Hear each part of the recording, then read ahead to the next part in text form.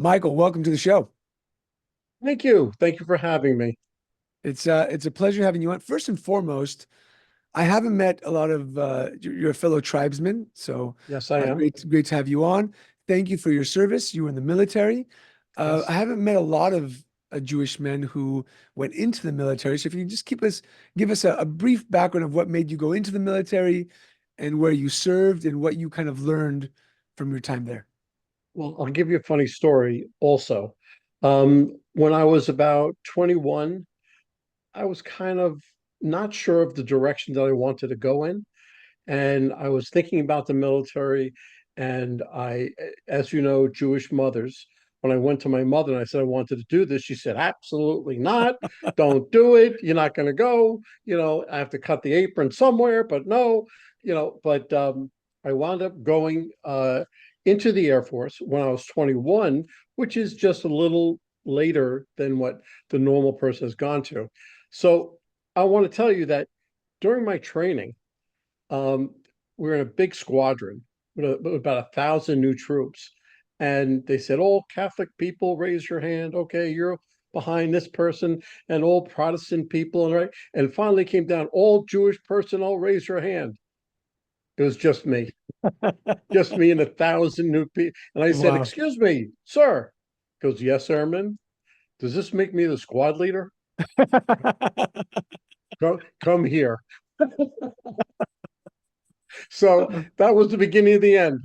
Nice. But I did that for 9 years. I was in Wow. there. I was a security policeman. I was attached to the KC 135s. We wound up going to Desert Storm. Went to Saudi Arabia. Didn't never stepped foot in Iraq. We always did sorties above, and a sortie is a mission, and that's the KC 135 is a refueling aircraft Mm. to refuel the jets. But from there, I went to owning a pizzeria, restaurant with my brothers. I went to the mortgage industry. I was in the law field. I was a sales director, and that's how it all happened. And now you're one of the experts on networking. I am so-called expert in networking. I never like to use the word expert Okay. because anybody who says that I am an expert in this field or that field, there's always something to learn. I Yeah. am always learning. I am just always learning a new way to get hold of somebody to teach them the correct way. Love that. And on the Tribesmen podcast, it's not just about life and relationships, but my goal is also to help the Jewish men listening to impact and grow their businesses, which is all, of course, a big part of our lives. What got you interested in networking? I know that you were talking about how, you've been doing networking for so many years, but there's a lot of people who speak on, leadership like myself or sales and marketing in business, but people don't talk about networking so much to be able to grow their business. So tell us what got you into that and what made you want to speak about that. Well, like I said, I've been speaking about it, going on into conferences and summits and big business and talking to salespeople for about the last 10 or 12 years. But when about 12 years ago, my wife was hit with cancer, Mm, and we made it through. She colon cancer, and she made it through, and thank God. we were all fine. And I said, well, you know what? I'll be damned if she one ups me. I had a stroke. Okay, so I had a stroke, and it really taught me one thing, that you really can't count on tomorrow, Mm, right? You do what you really want to, you really what you have a passion for. So that really started me thinking about things and really delving into it, that what my passion was going in front of people and talking to them and telling them how to network effectively. And I had two groups. I'm from New York originally, and I had two networking groups, one in New York, one New Jersey, about 30 businesses each. And I did everything that I talk about, how to network, how to, meet with people and everything else. But the mm, pandemic hit, and everybody went inside, and nobody. they forgot how to talk with somebody else. It might be common sense or very easy for you or I to start talking to somebody. But you know what? They forgot how. And you know what? The number one issue is the cell phone. Okay. They think that it's attached to them. You have to put the cell phone down, turn it off, put it in your pocket, and talk to the person. And from there, I just really wanted to get out and show people what it was like to talk with somebody one on one in a network environment and how to do it because people lost their heads and I forgot. Now, is that with the ultimate goal of making a connection for business? Just for example, we call it schmoozing, right? It's how do Yeah, you go to an event? How do you network with people? And then people want to learn networking so that they can make that connection to make more money, close a deal. well, it's not, you don't go to a network event just looking for clients. Okay. You're looking for relationships Mm. and you have to build on the relationship. There's a mantra in networking. If they know you, like you, and trust you, they'll do business with you. And you know what? Unless you are present, unless you listen to the person that you're talking to, unless you look them in the eye, unless you shake their hand properly, you're not going to get one of those three things. And you need to get all three of them before they'll trust you enough to do business with you. Now, during the pandemic, people really, really wanted to go online and do business, right? Like they had to. And so coming out of the pandemic, there's still lots of people who sell, you can do business online and network online and all this type of stuff. But I've seen that the bigger clients, the bigger relationships, the better business is built, like you said, meeting people face to face. I'm a big fan of networking. My wife gets mad at me. We go to weddings. She says every time we go to a wedding, you sit there and you meet the other 8 people at the table and you don't talk to me, right? It's my problem also. But all right, go ahead. Yeah. So why is that networking so advantageous? It's about making the connection, making the relationships, know, like, and trust. But people are buying online so much today. Why is networking as important today as it used to be? if they if you have a networking event, and let's say it's a Zoom call, and 10 people are on that call, you have a finite number of people you talk to. When you know as well as I do, when you go to a networking event and you start to talk with a few people, all of a sudden you see a few other people in the perimeter that you want to talk to. And then when you want to talk to them, you'll see maybe, yeah, one or two more, and then two more. So all of a sudden, now that those 10 people wound up being 50 people. So one on one networking opens it up to anything that you want it to be. I was reading a book by Alan Weiss called The Consulting Bible. And the reason why I'm reading is because I went from a small niche, the pawnbroking niche in leadership, where everybody knew me. It was very, very easy to opening up myself to other domains, essentially, where nobody knows who I am. Right. And he was saying that the biggest deals are made with a personal relationship. Yes, that is so true. That is so you can tell just by the first handshake. Now, through a Zoom call, you're never going to feel that handshake. Okay. Was that handshake too firm? Was it not firm enough? Was it a dead fish? Was it, you have to you have to instill the confidence when you meet that person. So when you look at them in the eye and you shake their hand, you immediately set yourself up to being, okay, this is a person that I want to talk to. I had it from my kids growing up. And, I always taught them to shake the hand properly, to look the person in the eye when they said hello to somebody. I used to have friends call me and say, look, Mike, I just met your son. And he shook my hand, looked me in the eye. I mean, he was a force to be reckoned with. He was 12 years old. Yeah. Okay. But it really went a long way. And is that, what I'm hearing is confidence, right? So networking Absolutely. has an It, aspect ins- of confidence that's needed. it instills confidence. If you network effectively and correctly, it instills that confidence. Now, I am a confident person anyway, before the person. I'm an extrovert. I'm a confident person. So, what happens if you're not so confident or if you're not as extroverted? What happens if you're an introvert? Then what do? I'm an inside salesperson and I want to go out to the networking events and I want to get more salespeople or get more anything. Well, there's a way for an introvert to begin that extrovert stuff.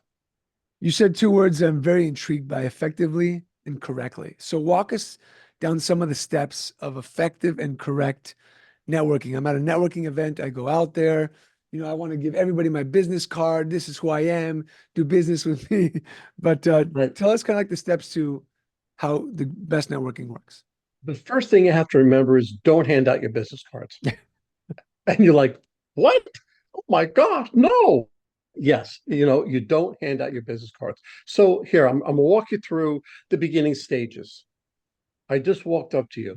I said, hello, how you doing? I looked at you in the eye, shook your hand properly. Okay. Then you have to go through the rapport building process. Now, if you don't build the rapport properly, then you're shooting yourself in the foot. So you go there, and the worst thing you can do is begin talking. Okay. You don't talk. You go there, you be present, and you listen. And you listen to what that person has to say, and you let them talk. People love to talk about themselves, right? So you let them talk and talk and talk and say, you know what? I think that your product is the best. How can I be the best referral source for you? How can I be your best salesperson? Mm. Now, I haven't given them what I do. I haven't handed them a business card. I haven't given my 30-second elevator speech.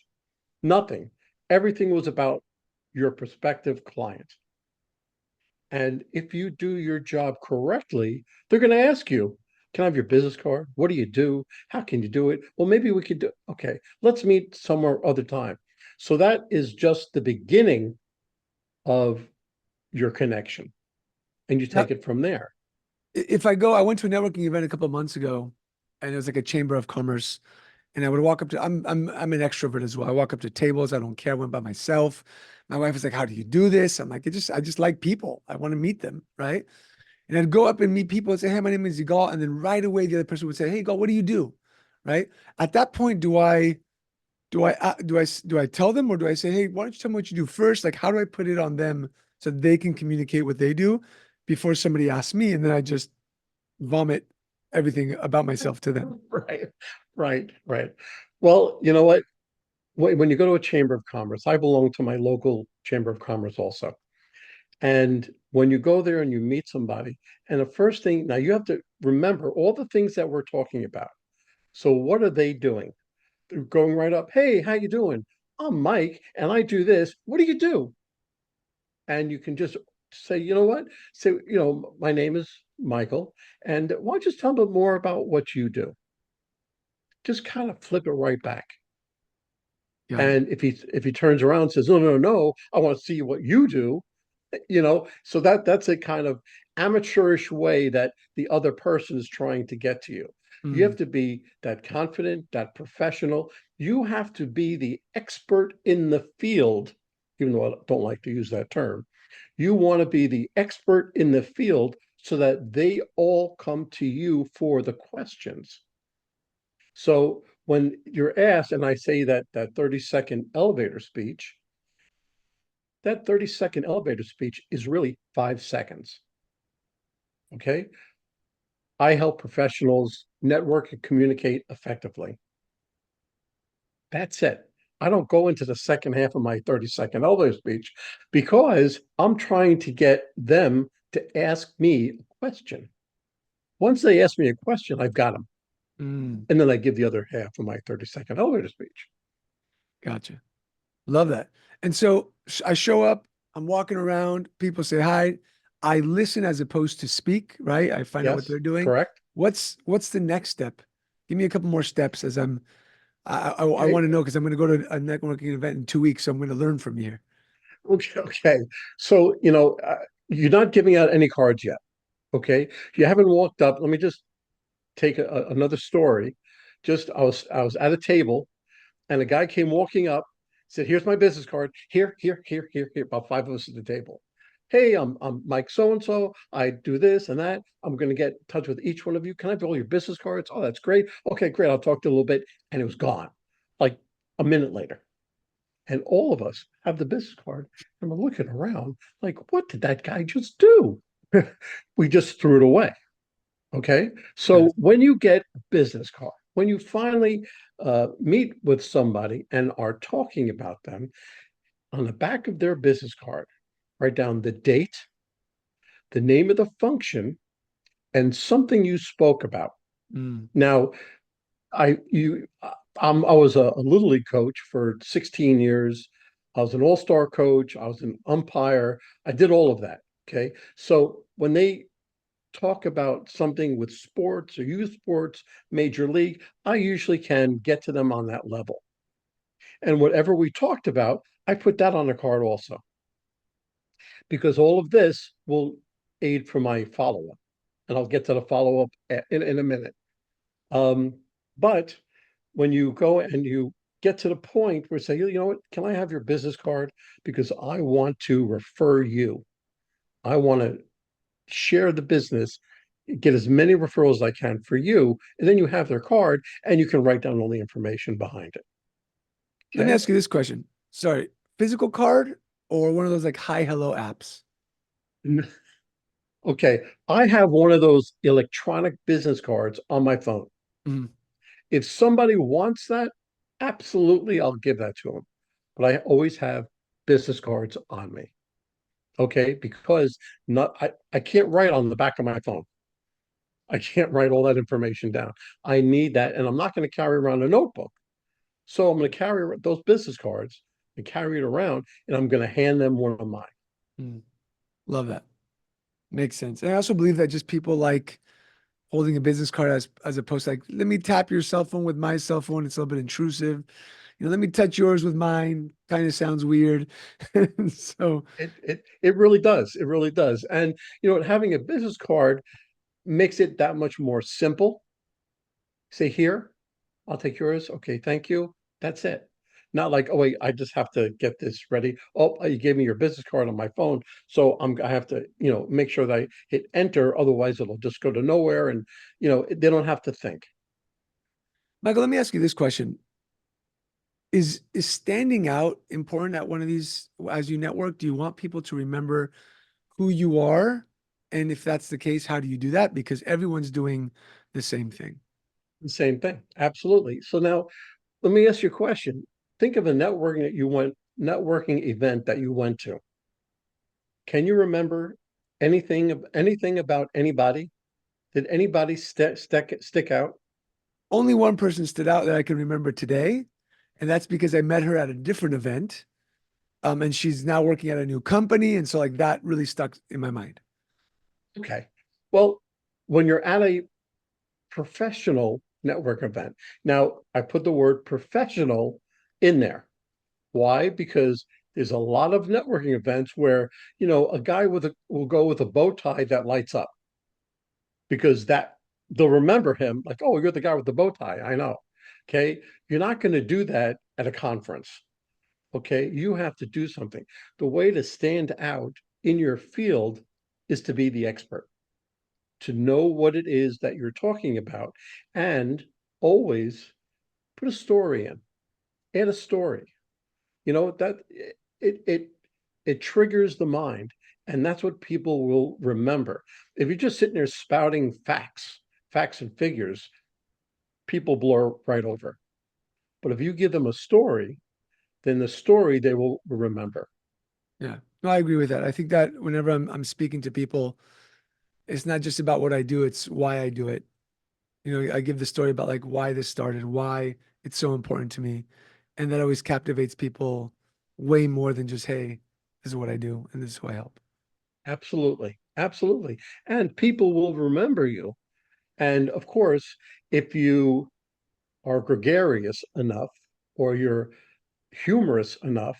And when I was speaking at a conference, and I humor is part of my shtick. And I say, look, if you're not funny, if you're not a funny person, leave this part out. Okay. Do not, because everybody can tell if you're trying to force a joke. Yeah. Okay. So if you're funny, you can say something funny and people will remember that because you have a great sense of humor. If you're not funny, don't do it.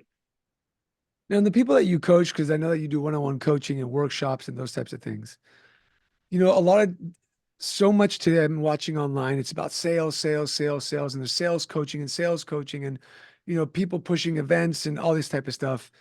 Yet people aren't talking about networking so much. And so when you're coaching companies, when you're coaching people, and when they do it correctly and effectively, how much more do sales increase? Kind of like, what's the metric that people are looking at when they're like, "Oh, I've mastered this networking thing.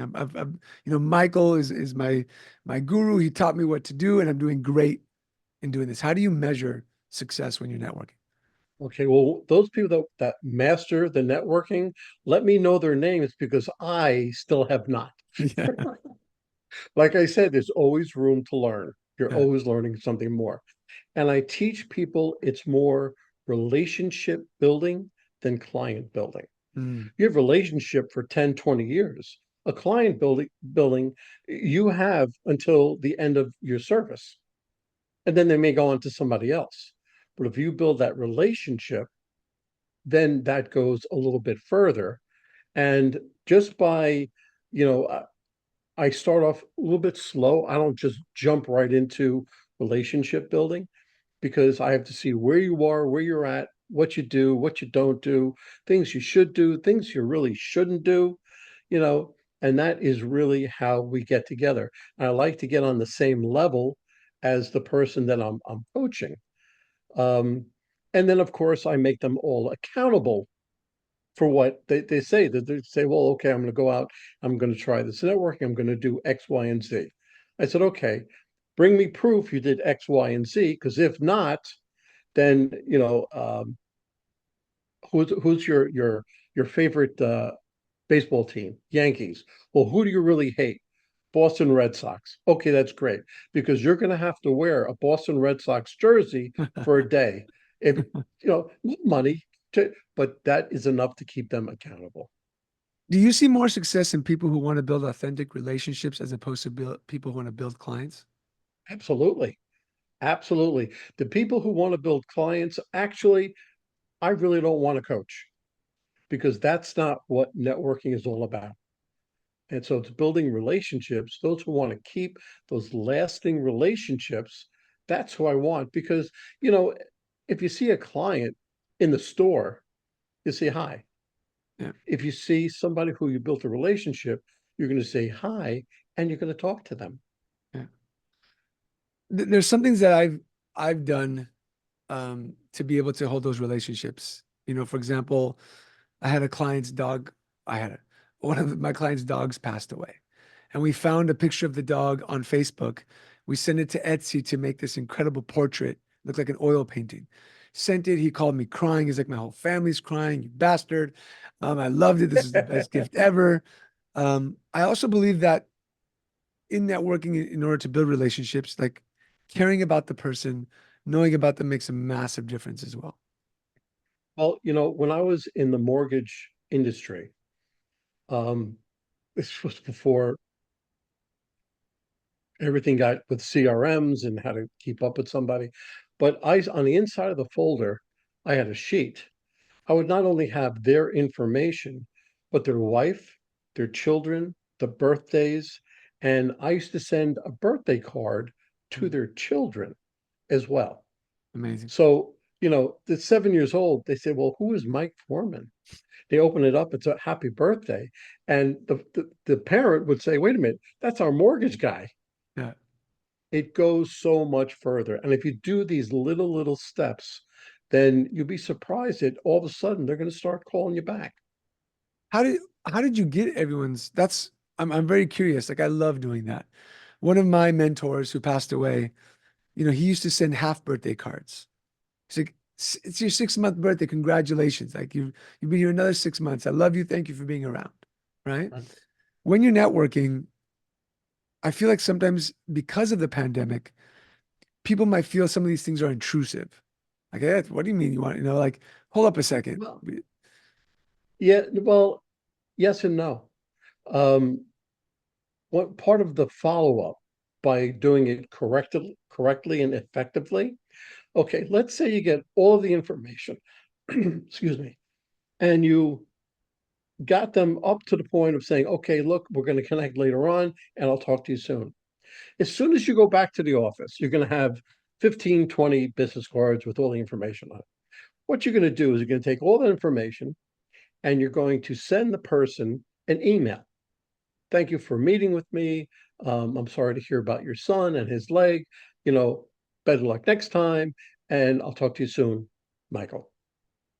But then you immediately turn around and take a thank you note, a handwritten thank you note. Hmm. You say exactly the same thing. Listen, I hope to have a cup of coffee with you. Let me know and just sign it. Now, I didn't put a date, a time, anything like that. Okay. So I send that off and I wait about 3 days. If, big if, they haven't called me back because usually they're so like, you send me a thank you note. Oh my Yeah. God. Okay. So you say, okay, look, I'm just trying to catch up with you. I am available for a cup of coffee next Tuesday or Wednesday. Is Tuesday good for you? And that's a slight push. Hmm. Okay. And you do that and you just meet for a cup of coffee. I still haven't talked about business yet. Yeah. I still haven't anything. Everything was about them. So when we sit down for a cup of coffee, then I'll start talking a little business. And that's the kind of like the follow up that you were talking about. So first send an email, right? First And send then, an email, then a handwritten card. okay, Okay. And if you don't get an answer like within 3 days, send them another email. love it. Awesome. Tell me, what are And the, then you, go ahead. no, I would say just wait another 3 days because if then, because it's 3, 6, 9, by that time, 9 days, if they still haven't responded to you, they're probably not going to. Got it. Is there a good, um, I remember back in the day, people used to use like close.io to build relationships. There's, Pipe Drive. Is there some technology that you use to make sure that you're syncing all this stuff up? So I come back from a networking event, I've got 50 business cards with me. I want to do all this type of stuff. Is there a software that you recommend to people to use to do this, or is it Well, just like Excel spreadsheet? I used to use Excel spreadsheet. That was the old way. Yeah. And I was toying with Pipedrive, but I found HubSpot. Okay. Yeah. And HubSpot is a great CRM and it's great for the follow up. So you really don't have to remember as much. You put little tasks in there and it reminds you. But the most important thing with networking is consistency. And you have to follow up and do what it is you say that you're going to do. Mm. There are a great many people that will say anything and everything in the world and they'll do it, but you have to do it, follow through with what you do, because a lot of people turn around and contact me afterwards and say, oh, you actually did it. I said, well, yeah, I said I was going to do it. She goes, yeah, but everybody doesn't always do what they say they're going to do. Yeah. I said, I know. I'm So not one of those people. consistency and integrity, Yes. those two things. And actually, integrity should be number one. Gotcha. Love it. Okay. Because you have to have that in order to be a good person. Yeah. Michael, what are maybe two or three things that you should never do? I mean, obviously we know things like, uh, saying, speaking politics or being anti-Semitic or racist in a conversation. You never want to do that. What are some less known things that you shouldn't do in networking? Well, for one thing, you have to be yourself. Okay.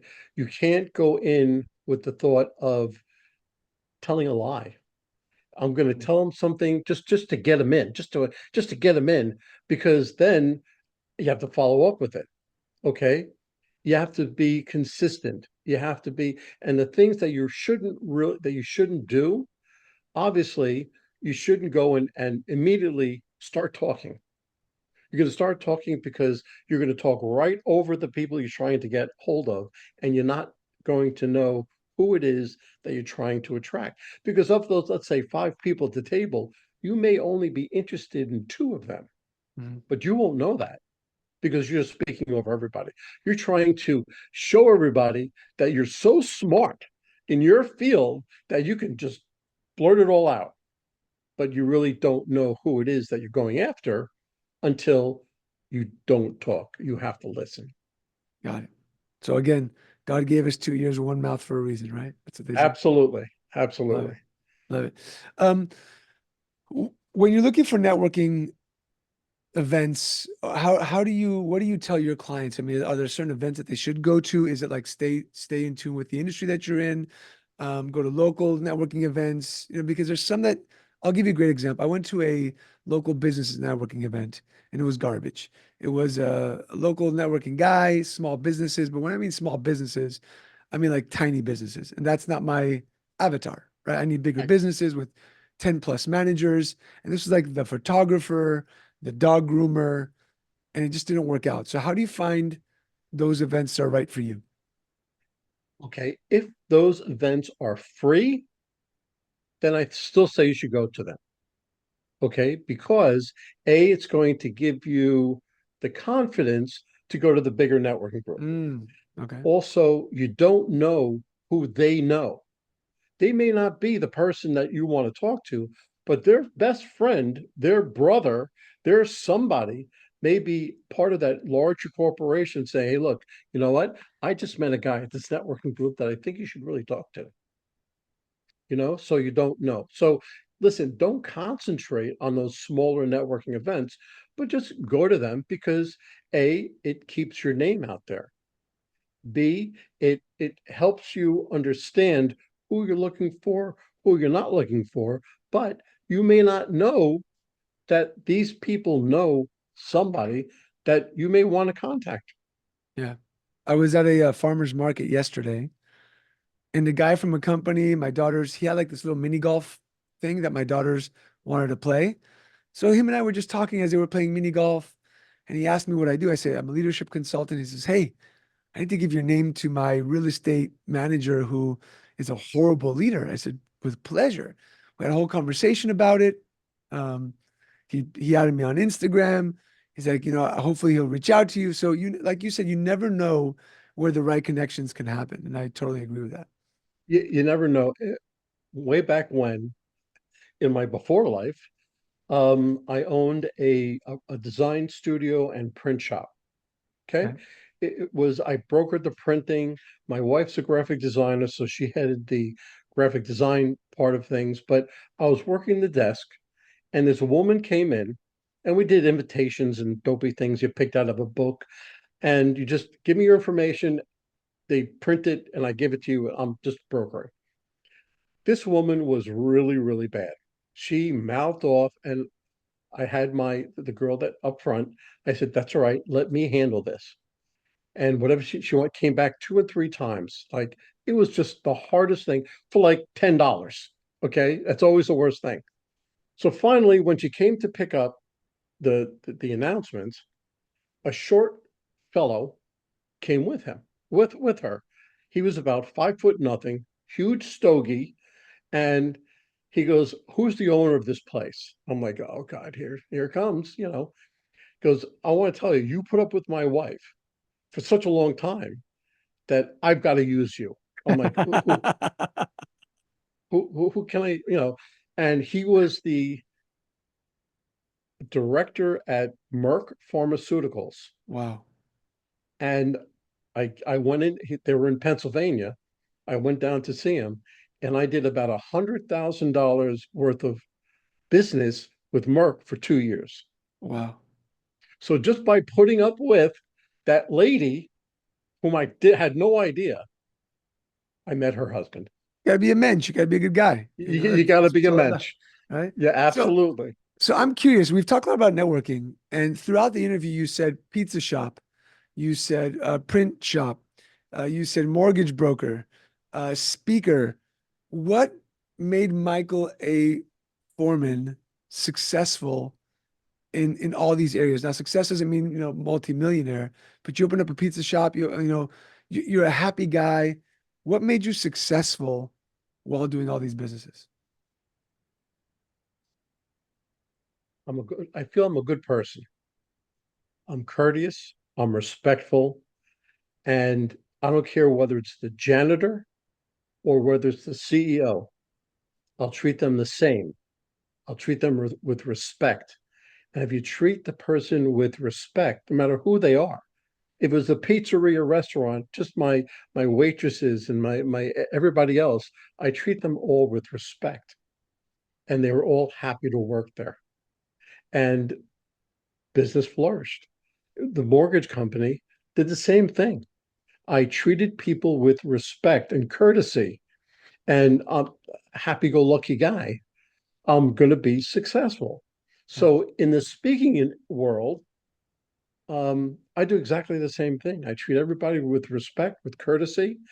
Um, I really get to know what their problems are, and I coach them out of it. And I speak to audiences about courtesy and respect and networking the proper way to be effective. And if you do all of this, it'll be more profitable by the following month. What's your take on creating your own networking event? Again, I had two networking groups in New York, one New Jersey. And once a year, I had a networking event. I had each one of the businesses invite their mailing list to come to this networking event. And I say we had about 200 or 300 people at each networking event. Amazing. And so, but a lot of time, a lot of hard work, effort, and everything else. But by myself, by the way that I was, and I created the whole networking event, everybody came to me. And I was able to pick and choose, and I was able to gain people from my mailing list, clientele, everything right from that. So if you can do it, if you can create your own and get that much, I don't mean like 20 people coming to your networking event, but if you can do it, then I absolutely say go ahead and do it. Love that. One last question for you, my friend. Your clients, do you say you need to go to X amount of networking events a week? Is it a numbers game? Is it a quality game? I say go at least every other week. It doesn't take much to find a networking event, Yeah. especially now during the summer. Okay. Because the first time you go, it's not going to be pretty. Okay. You're going to mess up. You're going to flub. You're going to not get the right information. You're going to give them the wrong information. But each time that you go, you'll get better and better and better. And just by anything else, practice, practice, practice, and you'll get better at it. Love it. Michael, thank you so much for being on the show. For those of you listening, you can go to michaelaforman.com to get more information, to get coached on networking for your company, for yourself. You're also an author of a book. Is that correct? Yes, yes, Networking Unleashed, and it's available on Amazon. Here we go, Beautiful. right? It's available on Amazon. You can go to my website because there's a direct link to go and purchase it. You go to my website and there's a contact form. You can always get hold of me. But in this book is a step by step from the eye contact to the follow up Mm. of everything you have to do. Love it. I need to pick it up as my networking is going to increase with my new business. Michael, thank you so much for being on the show. I appreciate you. And as I always say, may you be blessed with strength and courage. Chazak ve'ematz. And for those of you listening to the show, thank you so much for being here. And stay tuned for the next episode of the Tribesmen Podcast.